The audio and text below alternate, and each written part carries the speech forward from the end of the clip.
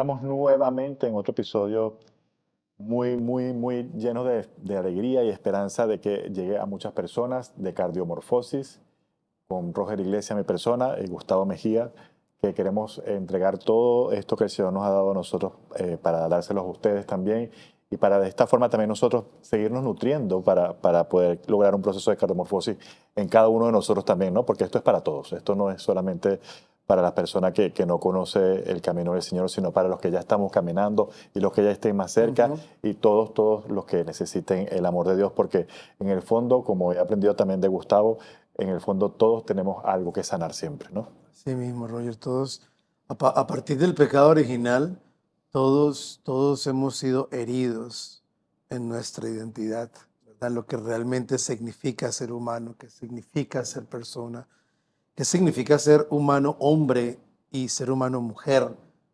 Diría San Juan Pablo II que ser hombre y ser mujer son dos encarnaciones, dos formas diferentes de ser humano, ¿verdad? Y en ese pecado original, como decíamos en el capítulo pasado, cuando le damos la espalda a Dios, le damos el rostro a la nada y la identidad se nos cae completamente, ¿verdad? Así es, así es. Entonces, vamos a comenzar a hablar en este episodio de cómo se nos cayó esa identidad, ¿no? Y cómo nos empezamos a llenar de mugre, por llamarlo de alguna forma. Cómo se empieza a llenar de escaras ese corazón y cómo se comienza a hacer un corazón de piedra y cómo entonces a partir de eso que podemos sentir en ese corazón ya petrificado de alguna manera, comenzamos a cosificar todo, incluyendo a nuestros semejantes, a nuestra pareja, a nuestros hijos y todos los seres con los cuales nos vamos a interponer en la vida, ¿no? ¿Y cómo llegamos ahí? ¿Verdad? Porque mira que el pecado tiene como unos pasos, ¿verdad? Mira, el primer paso del pecado, tú vas a ver que el tentador siempre quiere entrar por la dinámica familiar, siempre. Así como en el capítulo primero decíamos que la unión del hombre y la mujer de forma fructífera es una imagen visible del mundo interior de Dios, pues Satanás odia esa unión, y siempre su ataque va a ir directamente a la familia. Y lo vamos a ver que la tentación, el pecado original comienza dividiendo a la familia. Porque la pregunta de todos los primeros padres de la iglesia cuando meditaban en el pecado es, ¿dónde estaba Adán en ese momento que Eva quedó tan vulnerable? ¿Dónde estaba Adán? ¿Verdad? Entonces, el primer paso de esa bola que se va haciendo más grande del pecado es la división de la familia. Vamos a ver cómo el corazón se endurece. Segundo paso es la sospecha, ¿verdad? Mira esta imagen tan bonita. A mí me gusta imaginarme. Yo amo la imaginación. La imaginación es una potencia del ser. Ahí me uno también. ¿Verdad? Entonces, imagínate a Adán y a Eva enfocados en todos los frutos que el Señor le había dado, ¿verdad? Sintiéndose amados por el Señor por medio de su creación, porque toda la creación guarda la huella del Creador. Y ellos, ante esa pureza original con la que vivían, podían sentirse profundamente amados por el Creador en toda su creación. Entonces, imagínate viendo todos los frutos, agradecidos por lo que el Señor le había dado, y el tentador pensando, ¿cómo los desconcentro? ¿Cómo les ¿Cómo quito los saco de ahí? Sí, ¿cómo los despisto? ¿Cómo les quito la mirada de los frutos? Y mira qué inteligencia la del tentador, porque le va a decir, están viendo los frutos. Y le dice a Eva a él, oye, con que Dios te dijo que no podías comer de ningún fruto del jardín. Y Eva escucha y dice, no, él dijo que no podíamos comer de ese. Le quitó la mirada, le volteó la cara, ¿verdad? Ella volteó a ver el fruto prohibido y dice la palabra de Dios que vio que el fruto era apetitoso. Y entonces les va a decir él, es que él sabe que si ustedes comen de ese fruto serán como dioses. Y mira esta trampa tan grande. Porque yo te pregunto a ti, Roger, ¿acaso ellos ya no eran como Dios? Sí, tenían la imagen y semejanza de Dios. Lo que hace la serpiente es poner la insuficiencia en el corazón de Eva. Le hace sentir que tiene que hacer algo más para poder ser suficiente. Y eso lo vamos a ver que esa insuficiencia se ha pasado de generación en generación hasta hoy. Tú ves el mundo de hoy, no importa cuánta plata la gente tenga, siempre quiere más. Más. No importa cuánto poder tengan, siempre quieren más. No importa cuánta fama tengan, siempre quieren más. Hay una insuficiencia en el corazón del ser humano que nace en esa primera Edén. Entonces, claro, le hace creer a Eva que Dios no quiere que sean felices, que hay algo que Dios no les quiere dar, ¿verdad? Y además le dice, y si comen de ese fruto, él sabe que no morirán. O sea, tras de la sospecha, le sigue una mentira. Sí, Empieza a una mentir. falsa promesa. Claro, una falsa promesa. Y claro, ahí viene ya la decisión.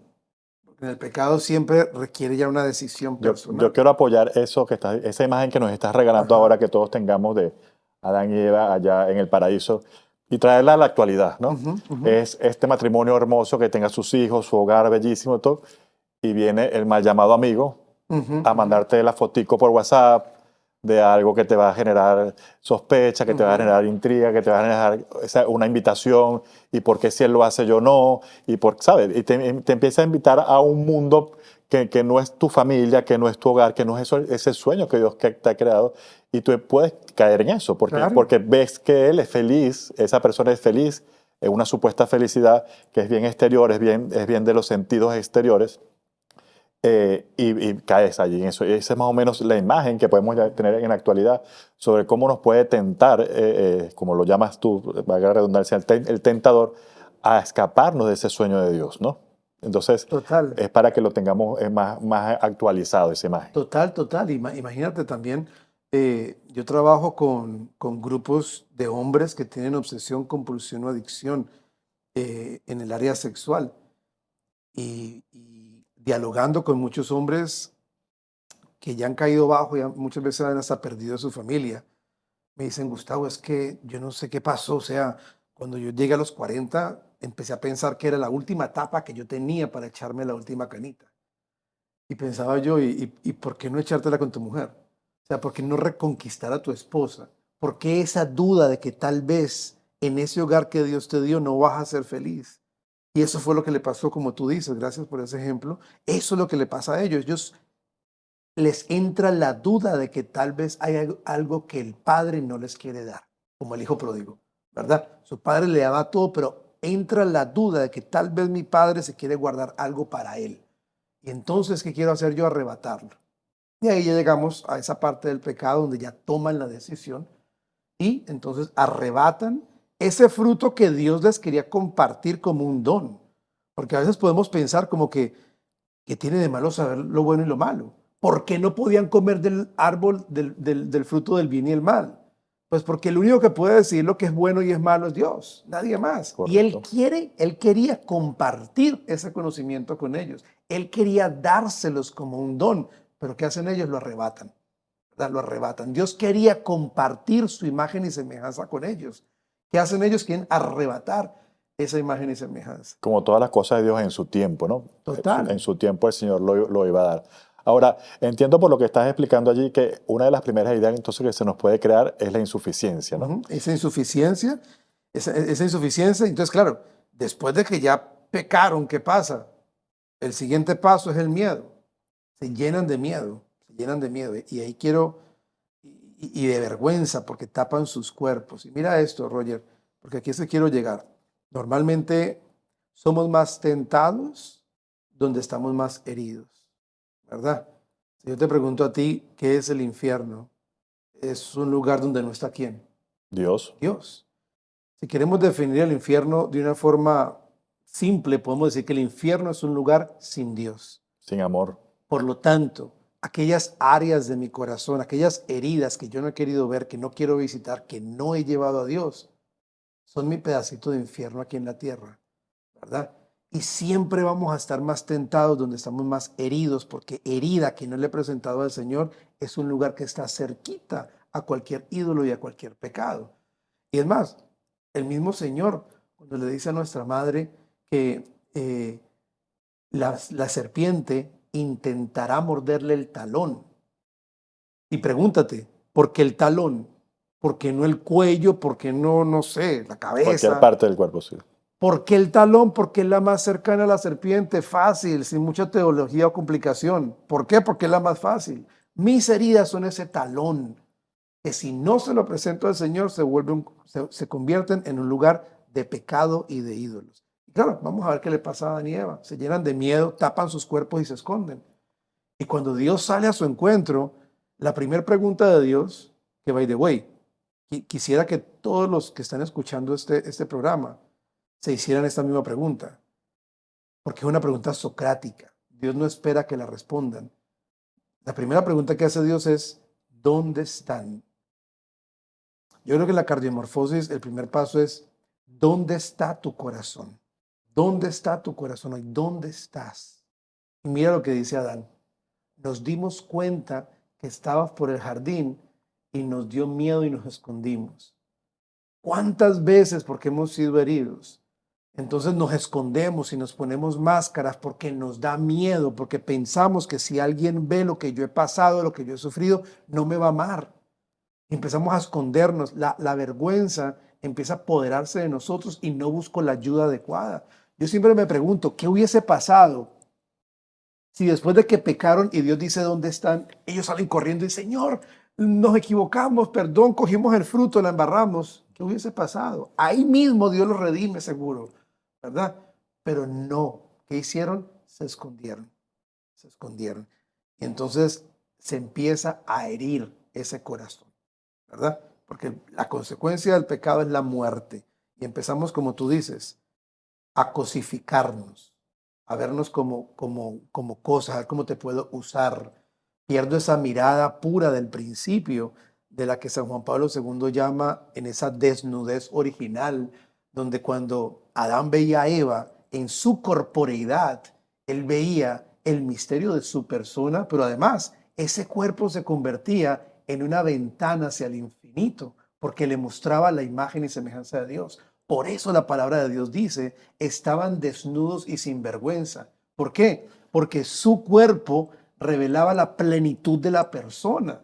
Y cuando Adán veía a Eva o cuando Eva veía a Adán, lo único que ellos querían hacer era salir de sí mismos y compartir y amar como Dios ama. Y donarse. Pero después del pecado se rompe esa identidad y ya cuando Adán ve a Eva, entonces ya la cosifica, ¿verdad? ¿Qué placer puedo sacar de ese cuerpo? Y entonces ella mismo, claro, se crea una inseguridad, porque yo no quiero que me usen.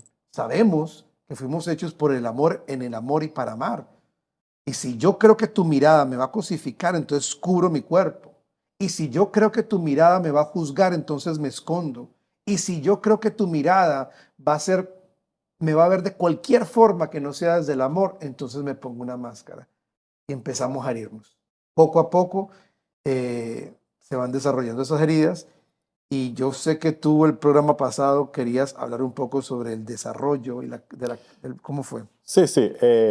Ya entendiendo un poco de esto de la cosificación que va a venir un poquito más adelante, porque ya eso va a ser en edad más avanzada, ¿no? Cuando empezamos a utilizar, a pesar de que los niños también hoy en día los vemos buscando provecho de otros siempre también, y lo hablaba en estos días en nuestro grupo de oración, era cómo cuidar la inocencia, ¿no? Cómo cuidar la inocencia, porque entiendo que así como dice el Señor, que protejamos a los niños, que dejamos que los niños se acerquen a Él y que seamos como ellos, ¿no? Para poder alcanzar el reino de los cielos. ¿Cómo cuidar esa inocencia? Porque como padres en la sociedad deben estar muy angustiados y preocupados. ¿Cómo proteger en ese momento a los niños, en su momento de crecimiento, para que todas estas heridas que vienen ya marcadas desde el pecado original y que se empiezan a acrecentar ya luego en el desarrollo, podamos proteger esa inocencia y lograr mantenerla a pesar de los años y lo que podamos vivir como adultos? Sí, mira que hay una teoría que es como un compendium de las teorías del desarrollo que hay, donde se habla del desarrollo psicosexual, ¿verdad? Y en el desarrollo psicosexual de la criatura se cree que desde el vientre de la madre, primero que todo, antes de continuar, porque es importante esto, la Oficina Pontificia para la Familia del Vaticano, cuando saca un documento sobre educación sexual, preguntaba, ¿a qué edad comienza la educación sexual? Y el documento responde, desde el momento mismo de la concepción. Excelente. ¿Cuándo comienza la educación sexual de los hijos? En el momento mismo de la concepción, cuando los concebimos con amor, dentro de un matrimonio, dentro de una familia, como le corresponde. Ahí empieza realmente la educación sexual, porque desde ese mismo momento la criatura sabe que es el resultado del amor responsable de dos personas y se extiende durante toda la vida. Entonces, el primer paso del desarrollo psicosexual es desde el embarazo de la madre hasta el segundo año. Ahí desarrollamos lo que se llama la seguridad física y afectiva o emocional. ¿Por qué? En el vientre de la madre, porque cuando la criatura está en el vientre de la madre se está desarrollando todo lo que es el sistema nervioso, por lo tanto el estado de ánimo y psicológico de la mamá durante el embarazo va a afectar de cierta manera a la criatura. O sea, podemos tener heridas que anteceden la memoria, ¿verdad? Por eso es que muchas veces yo digo que el subconsciente es el cuerpo, porque muchas veces el cuerpo expresa emociones que no tienen un recuerdo, ¿verdad? Mi mamá pudo haber tenido mucha ansiedad durante el embarazo y de cierta forma le traspasa eso a la criatura y después la persona va a sufrir de una ansiedad constante, pero no le antecede una memoria, no hay memoria, ¿verdad? Claro, esa memoria está en el cuerpo. Ahora, el primer año y el segundo año, ¿por qué? Porque son los años donde somos más vulnerables. Si tú te pones a ver, Roger, si tú ves toda la creación, tú te vas a dar cuenta que nosotros somos los más vulnerables. Tú ves un perrito, un gatico, un patico, un delfín, cuando nace, ¿Cómo se hace al ratito ya está caminando y el delfín está nadando y los animalitos buscan a la mamá para alimentarse. En cambio, si tú pones una mamá aquí y un bebé acá y duermes a la mamá y te vas y vuelves en 3 días, el bebé murió. Claro. Porque el bebé lo único que va a hacer es llorar y llorar y llorar, esperando que alguien venga. Decía el cardenal Cantalamessa que la primera imagen de Dios que tiene el ser humano son papá y mamá, porque un niño no tiene un contexto de Dios. Para él, el ser superior es papá y mamá, que si lloro me alimentan, ¿verdad? Total. Que si lloro porque me ensucié, entonces vienen y me cambian. Entonces tengo un contexto de 2 seres superiores que están a cargo de mí y me siento seguro, ¿verdad? Entonces, esa es la primera etapa del desarrollo psicosexual. Luego de los 3 a los 7 años, pasamos a lo que se llama la identidad sexual. ¿Qué significa eso? Que si yo soy niño, voy a mirar a mi papá y voy a querer aprender a través de mi papá qué significa ser hombre.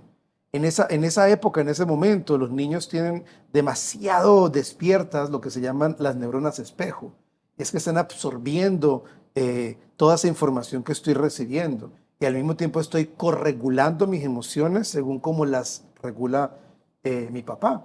En todo sentido. Si tú ves, por ejemplo, que un niño va corriendo y se cae y el papá, ay, ¿qué le pasó? Empieza a decir, pero cuando el niño se cae, el papá, todo va bien, levántate, tú puedes, tú vas a ver que el niño como que quiere llorar, pero como su papá no muestra mucha emoción, sino que más bien lo motiva, él se levanta y sigue, ¿verdad? Entonces, claro, esa época es importantísima, que los papás le den a los niños lo que es afirmación. Muchas veces los papás solamente se enfocan en decir todo lo que hacen mal y se les olvida dejarles saber que hacen algo bien. Yo siempre le digo a todos mis pacientes, todos los días dígale 3 cosas buenas a su hijo que hizo y apúntenlas, escríbalas para que se lo recuerde. Ellos necesitan afirmación, necesitan validación, ¿verdad? Hay muchos papás que le dicen, mami, estoy triste. ¿Triste por qué? Si es que en Haití hay niños muriéndose de hambre. A un niño de 3, perdón, yo tengo mucha compasión por el dolor de todos esos niños, pero un niño de 3 años no tiene la parte del cerebro abstracto de la empatía no está desarrollada. So, el niño de Haití para el niño de 3 años no tiene ningún sentido. Totalmente. ¿Verdad? Entonces es validación, bendición, o sea, hacerles sentir, hacerlos que se sientan amados de forma incondicional. Hay papás que a veces les dicen al niño, es que si hace eso, tu papá no te va a querer. ¿Qué? Tú no tienes que hacer nada para ser amado. Tú eres amado por quien eres y punto. ¿Verdad? Entonces todos esos ingredientes son fundamentales para esa parte de los 3 a los 7 años. Luego de los 7 a los 12, voy al colegio y busco pertenencia. O sea, eso que aprendí en mi casa de mi papá, de qué significa ser hombre, y de la complementariedad con mi mamá, o de niña que aprendí con mi mamá de qué significa ser mujer y la complementariedad con mi papá, Entonces, ahora voy al colegio a ponerlo en práctica. Y por eso es que tú vas a ver los niños en el jardín, que los niños siempre están con los niños y las niñas siempre están con las niñas, ¿verdad? Porque estoy afirmando eso que aprendí en el hogar y estoy buscando pertenencia. Sí pertenezco a este grupo de personas, ¿verdad? Y después, que es un amor muy filial. Es muy importante hacer esa diferencia porque en la actualidad la gente dice love is love, Mm. amor es amor. Y sí, amor es amor, pero hay muchos tipos de amor. Y está el amor filial, que no por ser filial y no el eros, que es un amor unitivo y pasional, quiere decir que sea menos importante. Porque el amor filial es el amor del compañerismo, del familiar. Y Jesús dijo, no hay amor más grande que el que da la vida por sus amigos. Entonces, el amor filial es un amor fuerte también. Decir, también hay entrega Ese en don medio de total, ese amor, ese que es don. importantísimo, porque muchos niños que están en ese periodo de los 7 a los 12 pueden sentir un amor intenso por un compañerito, y en la ideología que vivimos hoy se le va a querer dar una identidad sexual por ese amor, y resulta que ese amor no es sexual, es un amor filial, es un amor de amistad, de compañerismo y en ese momento de pertenencia. Después de los 12 a los 22 años, ya entramos a lo que se llama la exploración sexual. O sea, cuando los niños empiezan a explorar cómo comunicarse con la niña, cómo le hablo, cómo me le acerco, ¿verdad? Entonces, si cada una de estas etapas salió bien, todo está perfecto. Pero lastimosamente no estamos en un mundo perfecto. Y tenemos hogares disfuncionales, que yo digo, todos son disfuncionales excepto por la Sagrada Familia. De resto, todo hogar tiene algo de disfuncionalidad. Por lo tanto, vamos a encontrar heridas. Vamos a encontrar heridas de las cuales yo creo que vamos a seguir hablando en el siguiente Seguro. programa también, pero vamos a encontrar heridas profundas en ese desarrollo y esas heridas se convierten en espacios vacíos donde vamos a dejar que el pecado y los ídolos se aposenten. No, y es tan hermoso, quería completar esto, es tan hermoso esa inocencia inicial de la edad cuando uno es infante, que compartía yo con mis compañeros de oración, que uno a la familia de pequeño uno lo ve hermosísimo, ¿no? Todos son hermosos, y uno ama a los tíos, a los primos, a los abuelos, y eso es un amor increíble, todo con tus hermanos y todo, pero que luego, cuando empiezas a crecer, empiezas a conocer dentro de la misma familia una cantidad de monstruos, ¿sabes?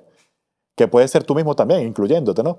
Y empiezas a ver que empieza a reconocer esas máscaras que se iban construyendo cada quien para poder defenderse, porque como tú también nos explicaste una vez en la teología del cuerpo, que esas máscaras a veces son necesarias para poder seguir, ¿no? Son lo que nos permite poder seguir como seres humanos dentro del el paralelo que nos toque jugar, ¿no? O sea, no es que estén bien, lo que pasa es que, por ejemplo, en la teoría de dinámicas familiares, dentro de la psicología, se cree que en las familias disfuncionales los niños desarrollan como un rol para poder subsistir. Por ejemplo, está el niño solitario, que es el que ante la disfuncionalidad del hogar siempre está en su cuarto, es muy independiente, hace sus tareas, se viste solo, hace todo solo y la familia dice, ah, no, es que él es muy independiente. No, no es que sea Muy muy maduro. independiente, es que fue el rol que desarrolló para subsistir. Entonces, claro, cuando llegan las personas a terapia, es bueno reconocer ese rol que cumplió un papel, no es que estaba bien, pero cumplió un papel y te ayudó a navegar ese ambiente para crecer, pero que ya de adulto vas a tener que renunciar a él. No tienes que mantener ese rol, porque por mantener ese rol, por ejemplo, hemos reconocido que ese niño ausente, ese niño que se le llama independiente, pero no es independiente, está muy propenso más adelante a generar adicciones al alcohol, a las drogas, pornografía, sexualidad, porque crea un mundo, ¿verdad?, en el cual él quiere automedicarse para poder seguir viviendo en esa soledad que él cree que tiene que seguir viviendo y no hay que renunciar a ese rol, ya no lo necesitas. Sí, asumiendo roles que no le corresponden como tal. Exactamente. Esto está súper interesante, pero ya tenemos que cortar por este momento. Pero volvemos con otro episodio donde vamos a profundizar más sobre las heridas Ahí sí ya vamos a meternos en las dentro heridas y de en ese los ídolos y en corazón, el pecado. dentro de ese corazón como lo tenemos ahora, ¿no? Y antes de despedirnos, si tú conoces a alguien que se esté beneficiando de lo que estamos compartiendo, y creo que todo el mundo, porque todos necesitamos ser sanados y todos necesitamos recordar lo que significa ser humano, comparte estos capítulos, comparte esta información, mándaselo a tu mamá, a tu hermano, a tu hermanito, al amigo, para que juntos podamos, con esta información que estamos adquiriendo, poder tener esa cardiomorfosis. Bravo. Cardiomorfosis por acá. Los esperamos en el próximo.